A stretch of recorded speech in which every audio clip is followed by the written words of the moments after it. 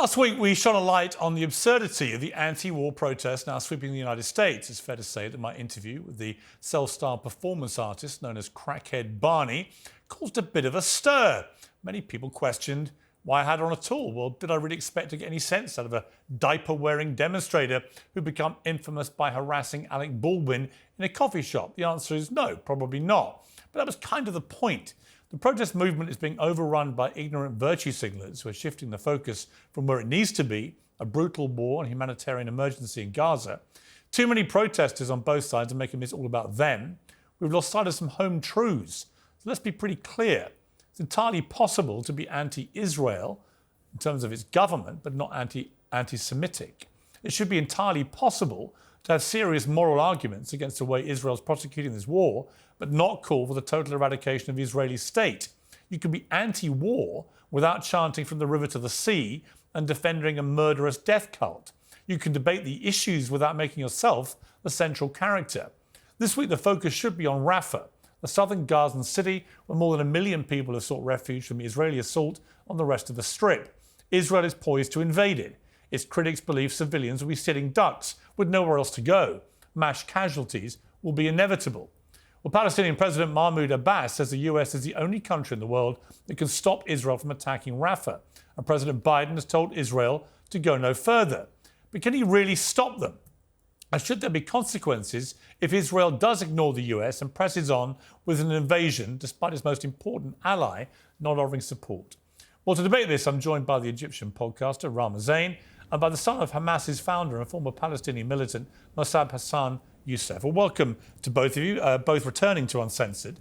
Let me ask you first of all, if I may, Rama Zain, since we last spoke several months ago about all this, this war has continued to rage and tens of thousands of people have died in Gaza.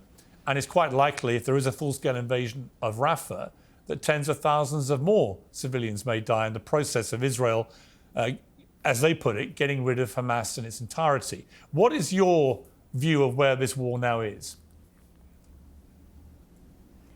It's sad to see that a few months after, we're regurgitating and having to repeat the same things that we've warned about since day one, that things are getting out of hand, that at one point do you start calling someone who keeps inciting these war crimes a criminal.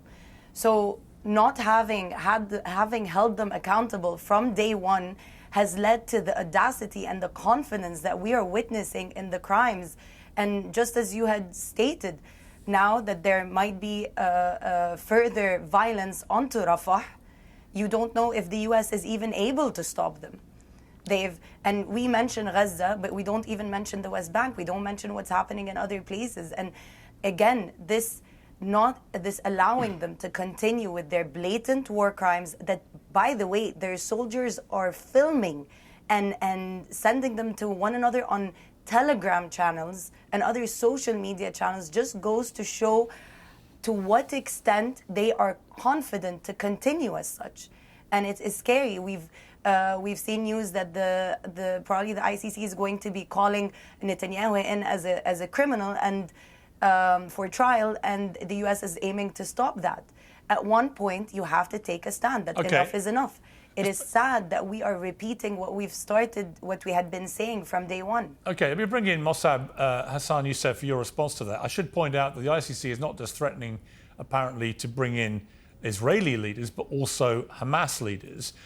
Mossab Hassan Youssef, you said, I think, in the Times of Israel last week, we need to go into Rafah now, not tomorrow. What are we waiting for? We finish Rafah, we finish Hamas. This will remove them from power, which will be the first step towards peace. Of course, the contrary view to this is that if Israel does go hard into Rafah to try and eliminate Hamas completely and kills potentially tens of thousands more civilians, that the global support for Israel will completely evaporate.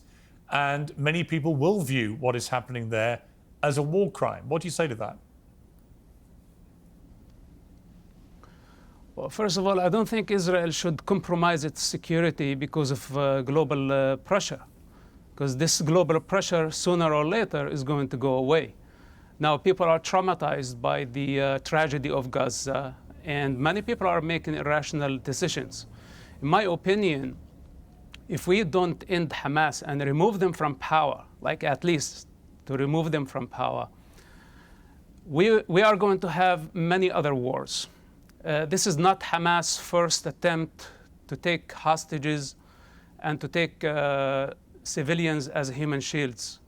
They've done this many times already. And I don't think that we need to give Hamas one more opportunity to destabilize the region and create a major war like this. But is there not a danger, Mossab, that by doing this the way Israel is doing it, by flattening most of Gaza in the process, by killing so many civilians, including women and so many children, because of the age demographic of Gaza, with half the people there being children, is there not a danger that by trying to do what you've just said, in trying to get rid of Hamas, which many people, I'm sure, in Israel would love to do, and I understand completely why they have a desire for that to happen, that by doing it, you actually end up achieving the opposite of making Israel more secure, that you create a whole new generation of people radicalized by losing their children, their mothers, their wives, and so on, and they become even more determined to exact revenge? Yes, well, Israel is fighting for its very existence. And I am also fighting for my very existence.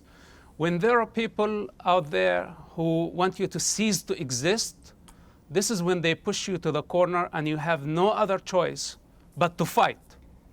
I'm in the same position. How it feels like when you have hundreds of millions of people who sentenced you to death because of false narratives. And this is why we have this trouble in the United States and a global chaos. Because people are in denial of the truth that Israel is not targeting civilians on a purpose. They are not killing in Gaza for sport. This is what Hamas did on October 7th. It was an actual genocide that the world doesn't want to admit. Now, even though the ICJ judges, they say it was not a genocide. What's happening in Gaza is not a genocide. This is what the judge say. But then we have all the wannabes and the social media warriors and the low-grade journalists still in public that what's happening in Gaza is a genocide. And we simply say it's collateral damage. Two different things. Okay. Ramazan, here's my question for you. Can I say something? Let me just ask you first of all, what should Israel have done after October the 7th, if not go after Hamas, the people who perpetrated it? I just need to respond. Mr. Hassan, I truly do apologize that your type of relationship with your father has led you to this quest to condone the annihilation of your own people. I truly am sorry for that. But just as you said, it is not about you.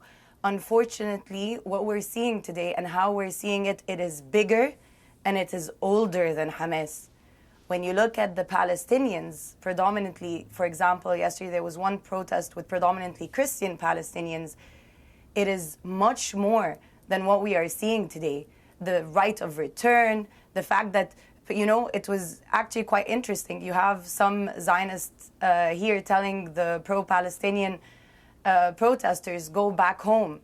And their response is, we want to. So come join our protest so that we can have the right to return, end the siege. Whatever you do, and you just said, you know, you have, at one point, you get so oppressed, there, you have to fight back. You just said that. So what ends up happening, and you have to understand that, as everyone, and Pierce, on your show, so many people have said the same thing. You are going to keep having more resistance as long as you don't do something about it.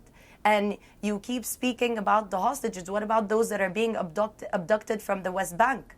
What about those that are in prison? What about the children that are in prisons? At some point, you have to stand up and say that this cycle has to end.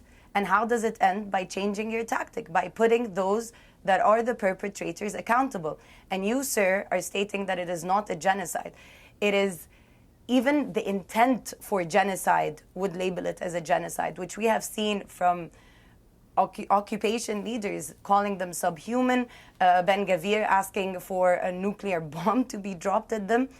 And I wish to reiterate, I understand that you have had your personal issues, but like you said, it's not about you. It's a collective movement to end the cycle of violence.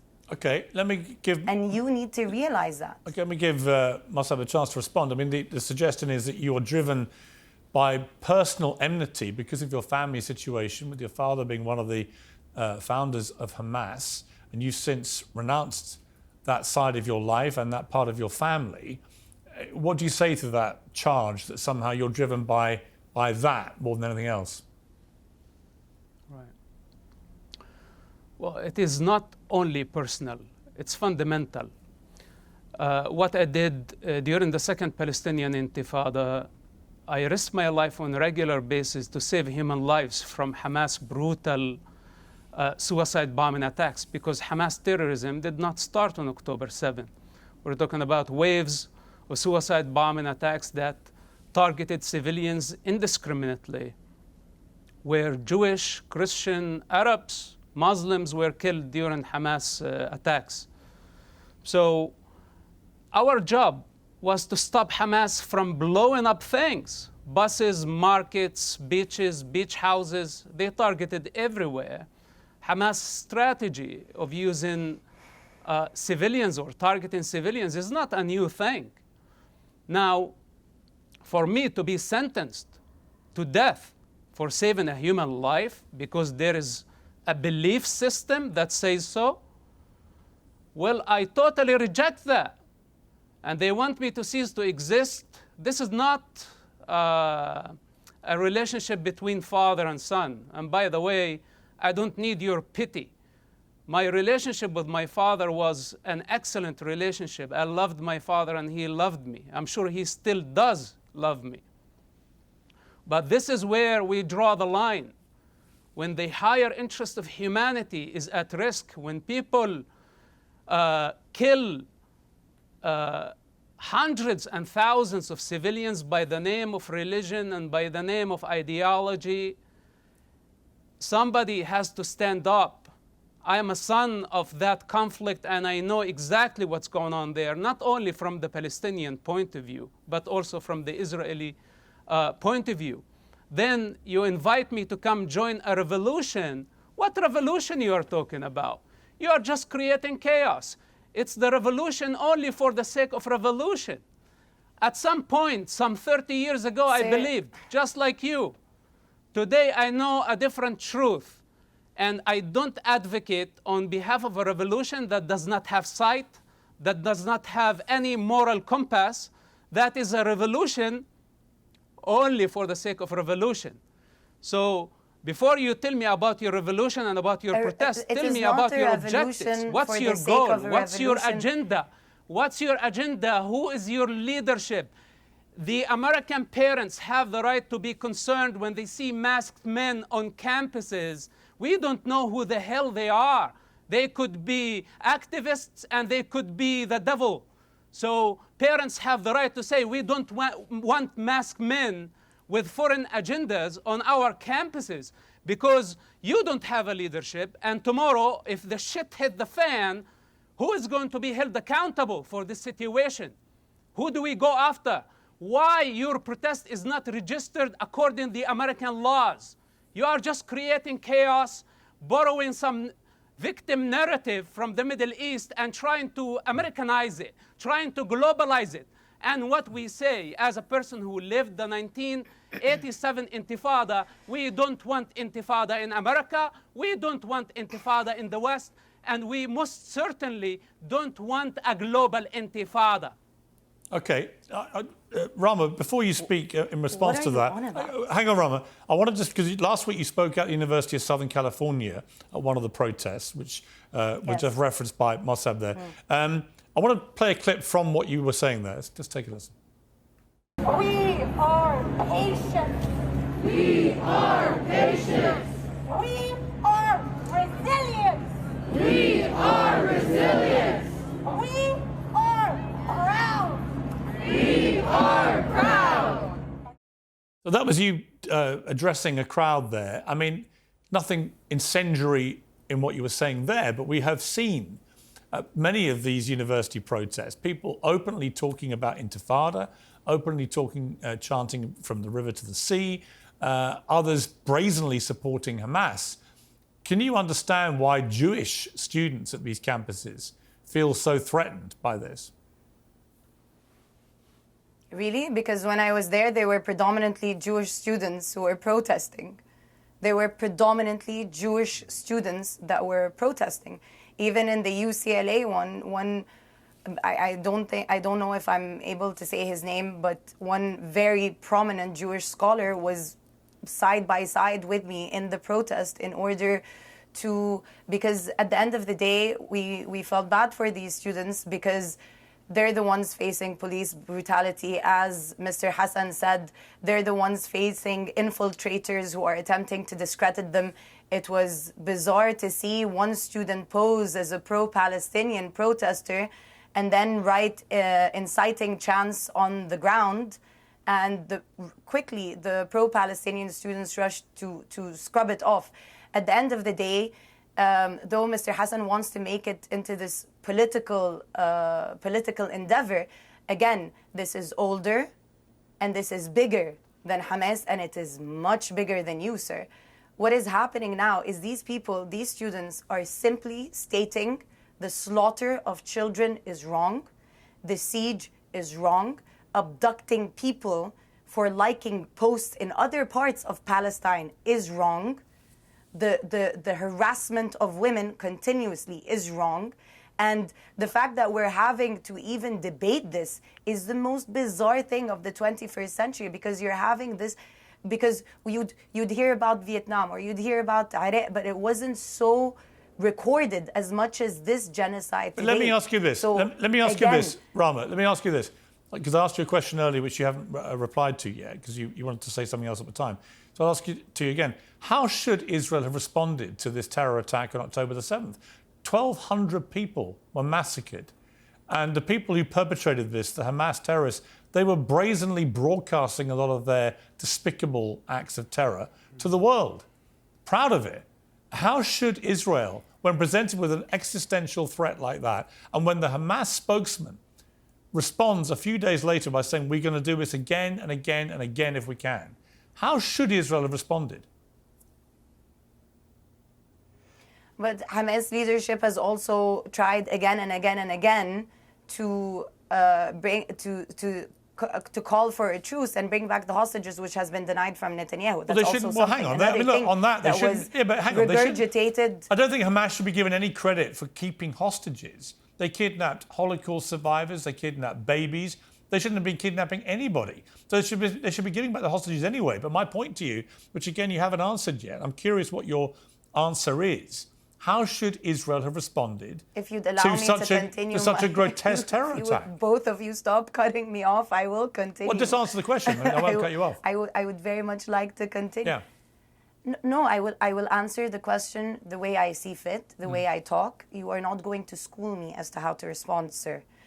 Now, to my point. 7th of October did not happen in a vacuum. Another bigger problem is that you've had lies being regurgitated by officials from the 7th of October. I urge everyone to check www.techforpalestine.com, which gives the truth and the proper research as to what unfolded on the 7th of October. We don't need to read anything. Hang on, I'm sorry. Look, you can't revisit. You do need to read. Well, hang on. You keep cutting me off. This is the most bizarre conversation ever. I'm not cutting you off, Rama. I'm challenging you, as I will, by the way. You are cutting me off. Let me. No, you can challenge me once I am done. As I just said, Hamas broadcast what they were doing to the world. You don't need any report when you have people literally showing you on social media what you're doing and boasting about it. It is very, you know something that I've realized through these debates is that it doesn't end up being a debate. It ends up being that I'm trying to convince you that Palestinian life is worth it. But I agree. Is as important. You don't have to convince me at all. It is quite I completely scary agree. That is, I don't, Why are you trying to convince by me the that way, Palestinian I'm not lives here matter? I'm not.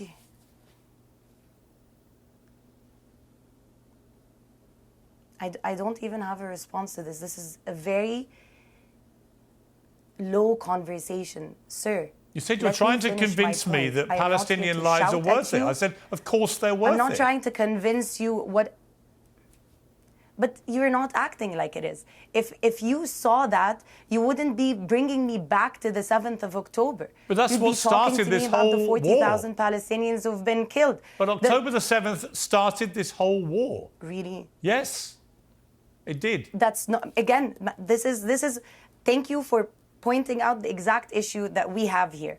When you bring it to the point of that this started from the 7th of October, that is the problem. This war when you started negate October 7th. The issue of the There siege. was a ceasefire before that. No, sir. No, sir. Well, there was. No, sir. I am very sorry to say that, that Palestinians living the way they were as second-class citizens on their land, even, and not just in West Bank. That's a different question. Or Gaza. It's a different question. To which I would say I agree with you. That is Yeah, but I agree with definitively you. the point. Rama, I agree with you. Sir, you oppress a people. Then let me finish. If you agree with me, what are you agreeing with? I want you to finish answer my sentence. original question about how should Israel have responded to that terror attack. It's a straightforward question. Because what should the they thing have is, done? Your question, by ending the siege, by ending apartheid, by realizing that this is not a sustainable solution to keep oppressing a people. I'll tell you something interesting. There is blatant attacks, like I blatantly kill you. But there is something that we don't realize that hurts sometimes even more, the intangible, the disrespect, the checkpoints. One day at one of these checkpoints, and the amount of disrespect these people have to go through, the fact that at one point in the West Bank, a settler can just walk into your home, waltz into your home, destroy your home, take it, and be backed by a soldier. The utter disrespect of having so much injustice. There was this one Palestinian who said, our heart breaks every day over 100 times. What on earth, how is this sustainable? This is the longest siege on any place in history. Okay, let me ask Mossab that Of course you're going to have a 7th of October. Of course you're going to have resistance. Yeah, actually, At nothing. one point, the pressure point but is here's going to here's my break. problem. I'm going to go to Mossab now. But here's my point about that. I would say that I agree with you. A lot of the settlements, particularly the expanded settlements in the last few months that we've seen, are completely outrageous and indefensible and should not be happening. I completely agree with you. But when you say that, of course, October 7th is going to happen, no. Absolutely not. There is nothing to justify a terror attack on that scale. Let me go to Mossab. You've been waiting patiently here. Hang on. Go to Mossab. Mossab, let me ask you about that issue of the settlements. What is your view about expanding settlements in the way that Israel's been doing? Because it seems to me that they are crossing a line when they do that, which is completely indefensible. Well, speaking of settlements, or what so-called settlements, those are cities of hundreds of thousands of people. This was the result of the 1967 war, when the Arab countries united wanted to annihilate the State of Israel. Arabs had their opportunity back in 1948 to declare their independence. They had equal opportunity like the Jewish people. The Jewish people fought the British colonialism, and they shed blood, and eventually they earned their independence. But in 1948, instead of the Arabs declaring their independence, they declared war against the Jewish people. There was no such Palestine at that time. They were just Arabs. And in the British era of colonialism, Jews, Arabs, Druze, Christians, everybody in that area was called a Palestinian. The Palestinian is a colonial entity. It was not a country, and it was not a nationality. It was just a 25-year period. So now, when we convinced ourselves that we were Palestinians because of Yasser Arafat wanted us to be Palestinians, the chaos had begun. And now Palestinian is nothing but the victim narrative, that we don't want to take responsibility for the choices that we have made. 70 years of conflict, and how many opportunities the Palestinians, or what so-called Palestinians, it's not a real thing. There are Arab children, they have the birthright to be there, and Israel has 2 million of those. So the allegation of apartheid doesn't make sense. It's just a broken record by all those who have been trying to delegitimize Israel. It has nothing to do in reality. Then the victim narrative goes on. The 1967 borders, this was area which is the West Bank. It was under the control of Jordan. And the Gaza was under the control of Egypt. They were Egypt and Jordanian territories. It was not a Palestine. Today, Israel has peace with Egypt and with Jordan. So when the Arabs launched a war and they lost the war in 1967, Israel captured some territory. This is the consequences of war. This is and the Arabs don't want to accept the consequences of defeat. Instead of saying we were defeated and Israel won, now they played the victim card. They have been playing the victim card for 70 years. And instead of accepting what is on the table to coexist with Israel, basically Israel was willing to withdraw from the West Bank and Gaza. That offer was on the table in 2000. And Yasser Arafat rejected that because the revolution has no purpose. The revolution is only for the sake of revolution. Bunch of con artists who only want to gain money and power. This is their game. And they have been using Arab children, Arab and Jewish children. Was assassinated after the Oslo Accords, or please let me finish. Please don't interrupt me, please. I did not interrupt you. So now the situation got out of control. The false narrative of a victim became global. It's definitely a bestseller narrative, but it's not a true story. The very basis of it, the very foundation of what's so-called Palestine is not real, because in reality there is no such thing. Now, to build all these false accusations of apartheid, of genocide, of ethnic cleansing, only the Jewish people in the Middle East suffered ethnic cleansing and displacement. Only the Jewish people. The Arabs did not suffer the same consequences of the 1967 war, because Israel did not force them to leave the territory after the war, while Egypt, your country, gave the Jewish people a 24-hour notice to depart Egypt. But the Jewish people did not do the same towards the Arabs. And this is how we have 2 million Arabs in Israel. So all the accusations, they're just baseless. And this is how they have been spreading lies to delegitimize Israel without telling us even what Palestine is. What does it stand for? Is it a nation? What do they want to achieve? This revolution and this global chaos, what's their ultimate goal? I would like to know. And most importantly, who is their leadership? Is it the Palestinian Authority? Is it Hamas? Is it the Islamic Jihad? Is it this new generation of pro-Palestine that they are irrelevant to the suffering of the Arab and Jewish children of the region? Let me go to Rama for your response. I mean, what is the answer to that question? Who is in charge of the Palestinians? Who should be in charge going forward? Do you see any role for Hamas at the end of this war? It's not up to me. As Mr. Hassan clearly stated, I am Egyptian. This movement is for the people of Palestine. And it is very dangerous what you said, Mr. Hassan, because this maybe is what even started this whole thing, when you had a group of immigrants coming in and stating this is a people without a land for a land without a people. There was always a people. They were the people of Palestine.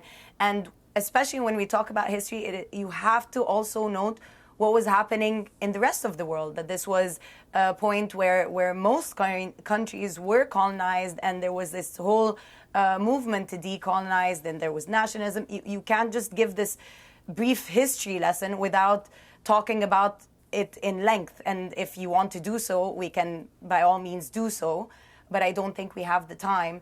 And so the most important thing to note here, just as I clearly stated, when we were at the protest yesterday, it was predominantly Palestinian Christians, because you have IDF soldiers having the one church that is left in Gaza is under siege, where a mother went out because she needed the bathroom. They shot her, and then they shot her daughter who came to help her. This is what you are dealing with. Sir, what peace are you talking about for a person to be able to look at a child that is starving, that is running towards aid, and shooting them? If you're not going to stand up now, when you see such war crimes happening daily on your phones, and not say that something is very wrong right here, what are you expecting the world to look like after this? What are you expecting with the polarization, with the hatred that is then going to ensue? People are so hurt. There's the videos that we are having to watch daily now of families trapped under rubble. In what world is it normal for a mother to go get aid and come back to find that her house has been flattened, that her family has been slaughtered? These are thousands. How is it that in mere 5 months we're talking about a 40,000 casualty? These are not numbers. These are people with stories. How are you justifying what you are justifying when a son finds out that his father has been killed so easily? What do you have to say to this person? What do you have to say to this child in the West Bank? Let me ask him what he has to say. Mossab, your response to that? Look, very important to understand the origin of suffering. And the cycle of violence is a very long, vicious cycle of violence. And I think the root cause of this is the false narrative and the victim narrative. Instead of taking responsibility, we blame everybody. The suffering of the Gazans, do you think you are the only ones who see the suffering of the Gazans? You are not the only one. And the West But Bank in war, people in suffer. Palestine. Please, sir. I am from the West Bank. This is my birthplace, and I know what's going on Then there, and I I think know you all the ought to con discuss that artists as who well. have been hijacking generation after generation. They don't care for the children. They don't care for humanity. Their game is for power and money. This is what they do. So now the situation in Gaza, we call it a human shield situation. A society that has been hijacked by Islamists who don't value life, their purpose in the other life, not in this life. Hence, they want to destroy Israel, and they want to destroy all other civilizations. And this is why we don't accept this. Then it doesn't matter what This is happened the West before Bank? October 7. October 7 cannot be justified as resistance. What happened was barbaric. What happened was savagery. What happened was beyond any imagination. This is what ethnic cleansing and genocide really means. When you kill Can I ask 20 one question? communities, Can I wipe just- them I'm so out sorry, because I of don't their want to interrupt. religion, because of their But can I religion ask one and question? ethnic background. What's happening in Gaza not because of the ethnic and religious background of Gazans. What's happening now in Gaza because it's their governing authority choose to make a stupid stunt and wiping out 20 peaceful Jewish communities that they had nothing to do, including kidnapping babies and elders and women. And what is this? We are in the 21st century, and we have to stop these savages before they become an empire. It's our responsibility to fight. And the foot soldiers in Gaza, let me tell you something. Those soldiers, they have families. They are humans. They are my friends.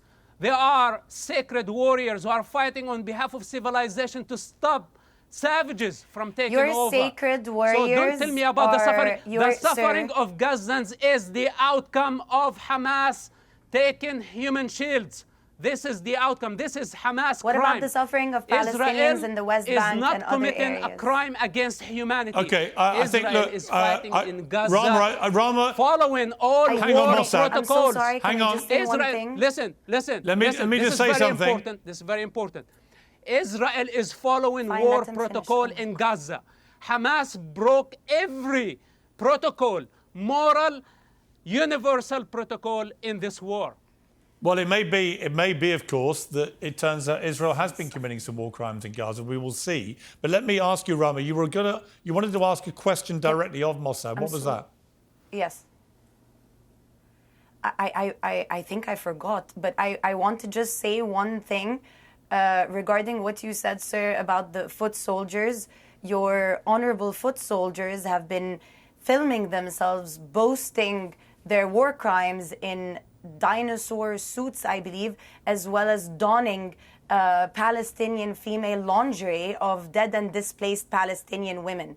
I would assume that would enrage you as a Palestinian.